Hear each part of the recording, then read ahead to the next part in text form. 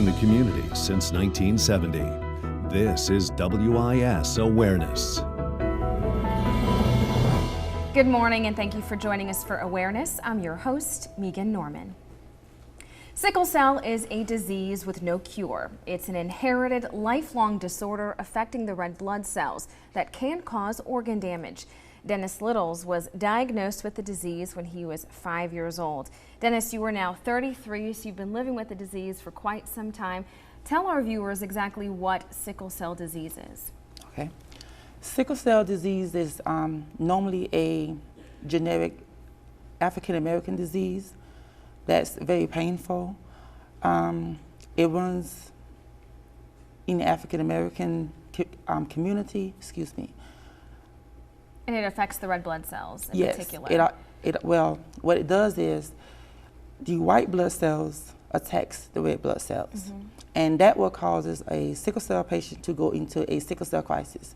When you are in a sickle cell crisis, you are in need of a blood transfusion, lots and lots of fluids. To treat this painful disease, they treat it along with medications called hydroxyurea, and that is to keep your blood count at a stable level.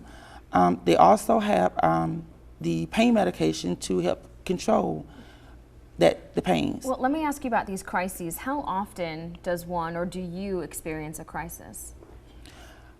Well, that's a little hard to say because of the simple fact that once we go into a crisis, the weather can also play a big role.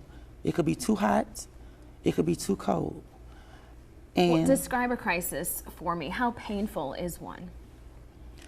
Well, a painful crisis is like this. I have some friends that have sickle cell, and they have said that they'd rather go back through childbirth than to have a sickle cell crisis. Really? Yes, it's very painful. Now, are you able to work? Are patients typically able to? I'm sure the disease differs from patient to patient, but how is life different? How is your lifestyle compromised by living with this painful disease?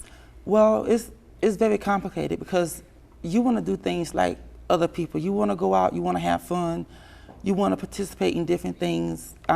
My childhood, I wanted to play basketball, and I did at one point, but I ended up going into a crisis and I could no longer play basketball. So after that, then it's very difficult dealing with sickle cell. And you talked about some of the treatments, including blood transfusions. Where do you live in Sumter, so where do you have to go to get your treatment and get some support? How far do you have to drive? I have to drive to Charleston once a month. I have to come here to Columbia twice a week to receive my treatments. So how would quality of life be improved for you? The quality of life would be improved for me to see a better, how can I say that?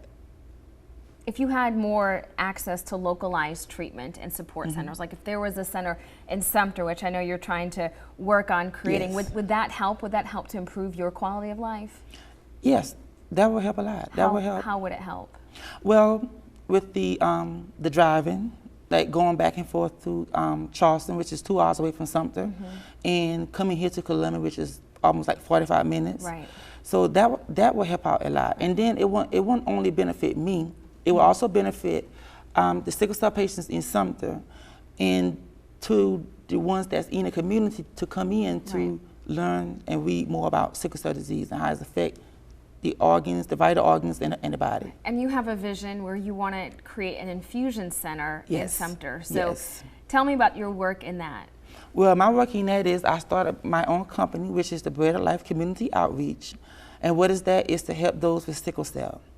And we are having a 2015 benefit program at Crestwood High School, Saturday, September the 5th. Doors open at 5, program starts at 6. Tickets are $10 in advance and $15 at the door. And this benefit concert is to go toward the infusion center that you're hoping to create in Sumter? Yes, ma'am. And if people would like to donate to help patients like you and other patients, how can they do so? You can go to any Wells Fargo and go and ask that you would like to donate to the Bread of Life Community Outreach for sickle cell. And that's how they can donate to help with this worthy cause. Well, Dennis, thank you so much for sharing your story about how you deal with sickle cell on a daily basis, and we hope to keep in touch with you to see how this benefit concert goes. Thank you. There are many others like Dennis living with sickle cell disease every day. Still to come on Awareness, a chance to walk a mile or two in their shoes.